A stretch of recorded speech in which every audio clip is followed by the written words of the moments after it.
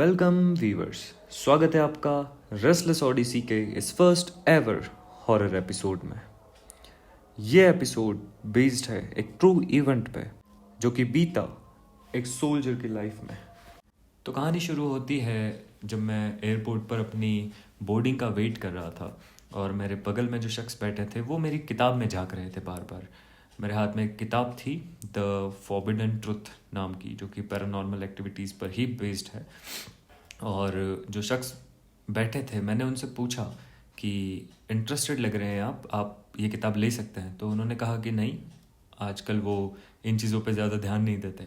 उनसे रीज़न पूछा तो उन्होंने बताया कि उनके साथ कुछ इंसिडेंट्स हुए हैं जिसके बाद उन्होंने इन सब चीज़ों से नाता पूरी तरह से तोड़ दिया है। मैंने जब उत्सुकता जताई कि मैं जानना चाहता हूँ कि आपके साथ क्या हुआ, तो उन्होंने एक कहानी सुनाई जो कि उनके साथ बीती थी कश्मीर में। और उस चीज़ को ज़्यादा टाइम नहीं हुआ था, ये स्टोरी थी लगभग 2021 की। उन्होंने बताया कि वो कश्मीर में ऐसी यूनिट में पोस्टेड थे जहाँ पर दूर दूर तक और कोई आर्मी की इंस्टॉलमेंट नहीं थी। और जिस यूनिट में वो थे वो एक पहाड़ी पर बसी हुई थी जहाँ पे उन्हें रोज़ रात को पेट्रोलिंग ड्यूटी करनी होती थी। पेट्रोलिंग ड्यूटी, वो भी अकेले। सपोर्ट के लिए उनके साथ में होती थी उनकी गन और साथ में होता था उनका एक टॉर्च। टॉर्च और गन के सहारे वो उन एरियाज से निकलते थे जहाँ पे कभी पाया जाता था एक जंगली तेंदुआ, कभी दिखता था जंगली भालू, और टेररिस्ट के होने का अंदेशा तो हमेशा ही बना रहता था। लेकिन बेफिक्र होके वो अपने मंदिर के सामने से हाथ जोड़ के जब वो रात को निकलते थे तो उन्हें इन चीज़ों का कोई डर नहीं होता था। लेकिन आज आज जो सन्नाटा उन्होंने फील किया, रूम से बाहर निकलते ही जो उनके कदम लड़खड़ा गए, जो उन्हें इतनी ज़्यादा प्यास लगने लगी, उन्हें फील हुआ कि आज कुछ सही सा नहीं है। उन्होंने थोड़ी देर रुके, जाकर मंदिर में हाथ जोड़े और वहाँ से आगे बढ़े। ड्यूटी तो ड्यूटी थी। वैसे तो कश्मीर में ठंड हमेशा ही होती है, लेकिन जैसे ही वो उस जंगल वाले एरिया में दाखिल हुए, उन्हें आज वो ठंड सिहरन पैदा कर रही थी। ठंड की आदत तो थी, लेकिन ये जो अचानक से माहौल बदला वो उन्हें थोड़ा सा डिस्कम्फर्ट फील करा रहा था। फिर भी वो आगे बढ़ते रहे। टॉर्च जलाई, 10 कदम चलते, फिर रुकते, फिर इधर उधर देखते कोई खतरा तो नहीं है। उसके बाद वो आगे बढ़ते। इस बार जब वो रुके, उनकी नज़र सीधी गई उस कब्रिस्तान की ओर। कब्रिस्तान जहाँ पे हमेशा अंधेरा हुआ करता था, वहाँ पहले कोई लाइट नहीं हुआ करती थी, लेकिन इस बार वहाँ पे 2 लाइटें जल रही थी। 2 स्ट्रीट लाइट जो उन्होंने कभी नहीं देखी थी रात में वहाँ जलते हुए, आज जल रही थी, जिससे उन्हें क्यूरियोसिटी हुई कि क्या है वहाँ पे।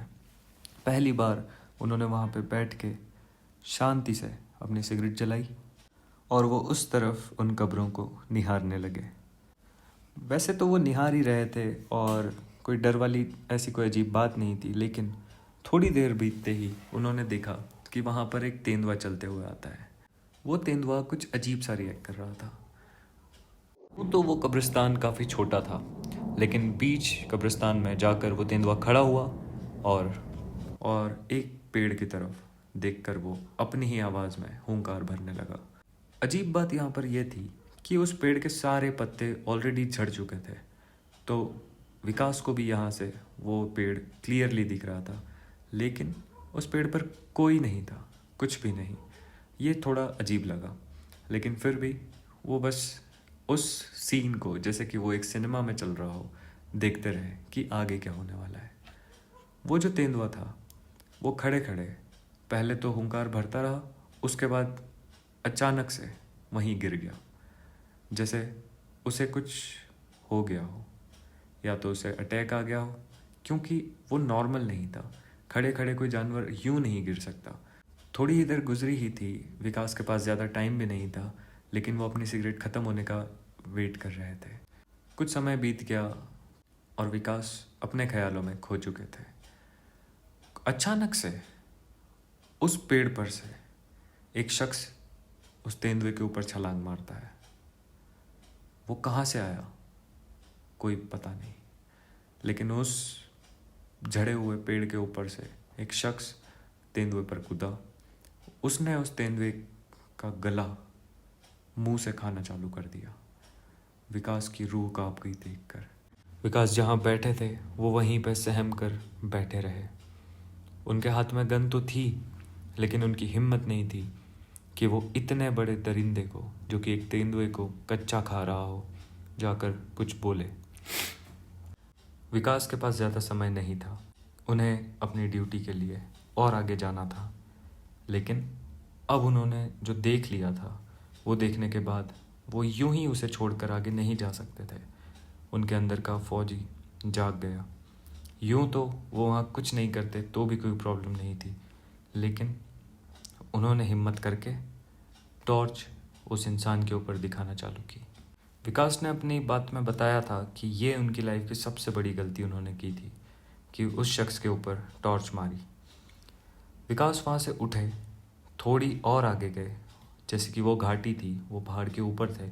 वहाँ से थोड़ा नीचे उतरे, उस शख्स की तरफ बढ़ने लगे। जैसे जैसे विकास नीचे जा रहे थे, उनकी आवाज़ कदमों की उस शख्स तक पहुँचने लगी। कुछ देर तक तो विकास के ऊपर उस शख्स ने ध्यान नहीं दिया, लेकिन जैसे जैसे वो करीब जाते जा रहे थे, वो शख्स अपने खाने की रफ्तार बढ़ाते जा रहा था। ऐसा लग रहा था मानो कोई हज़ारों साल पुराना आदिवासी काफ़ी समय से भूखा हो और आज उसे भरपेट निवाला मिल गया हो। खून से लथपथ उसका चेहरा अभी भी विकास को साफ नहीं दिख रहा था।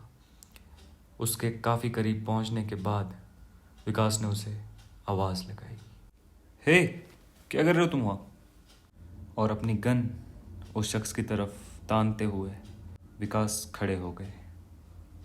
वो जो भी वहाँ पर था, विकास को उसकी साइज़ का अंदाज़ा अब हुआ। वो लगभग 8 फीट का इंसान था, जिसे देखकर विकास को अपनी आंखों पर यकीन नहीं हो रहा था। वो शख्स विकास की तरफ मुंह करके खड़ा होता है और दोनों हाथ ऊपर करके, जैसे वो बता रहा हो कि आज उसने शिकार कर ही लिया। वो इंसान काफ़ी खुश था और विकास की तरफ देखकर वो अपनी खुशी जाहिर भी कर रहा था। लेकिन विकास जानते थे कि एक तेंदुए का शिकार उस एरिया में गैरकानूनी है। विकास ने यही बात उस इंसान से कही कि तुमने ये गैरकानूनी काम किया है जिसकी तुम्हें सज़ा मिल सकती है। ये सुनते ही वो शख्स गुस्सा हो गया। उसने विकास की तरफ बड़ी बड़ी आंखों से देखा। यूं तो वो कुछ कह नहीं रहा था, लेकिन उसके जो खूनी हाथ, जो उसका पूरा मुंह खून से सन चुका था, उस डरावनी काया से उसने विकास की तरफ आगे बढ़ना चालू किया। वो उसको आगे बढ़ता देख विकास ने अपनी गन को कॉक किया कि अगर ये ज़्यादा आगे बढ़ेगा तो उसे शूट कर दिया जाएगा। लेकिन वो शख्स गन के कॉक होते ही अचानक उसी पेड़ पर जाकर बैठ गया। वो पेड़ जिस पेड़ पर से वो कूदा था, वही पेड़ जो बिल्कुल भी पत्तों से घिरा हुआ नहीं था। वो वहाँ पर बैठा, विकास की तरफ देखकर एक स्माइल की और उंगली बताते हुए वो वहाँ से गायब हो गया। विकास ने बताया कि वो इस तरह से गायब हुआ मानो कि कोई धुआं अचानक से उड़ गया हो, कोई राख पे किसी ने फूंक मार दी हो और वो वहाँ से गायब हो गया। विकास को अपनी आंखों पर यकीन नहीं हो रहा था। वो वहाँ से जैसे तैसे हिम्मत करके आगे बढ़े, फटाफट अपने रूम में आए, अपने साथियों को जगाया, लेकिन किसी भी साथी ने उनकी बात पर यकीन नहीं किया जब उन्होंने बताया कि कैसे एक आदमी ने एक तेंदुए को चीर फाड़ दिया। इस सारी घटना को मेरा हेल्यूसिनेशन कह के टाल दिया गया, विकास ने कहा। और उस रात वो डर के माहौल में सो गए। अगली सुबह जब वो उठे तो उन्होंने पाया कि वो अपने बेड पर नहीं, वो हॉस्पिटल के बेड पर लेटे हुए थे। उन्हें पहले तो यकीन नहीं हुआ कि वो वहाँ कैसे पहुँचे। जब उन्होंने पूछा तो उन्हें पता चला कि रात को जब वो सोए, उसके बाद सुबह वो उठे ही नहीं। सुबह वो उठे नहीं तो उन्हें उनके साथी ने उठाया। जब वो तब भी नहीं उठे तो उन्हें बेहोश मानकर उन्हें अस्पताल भेज दिया गया।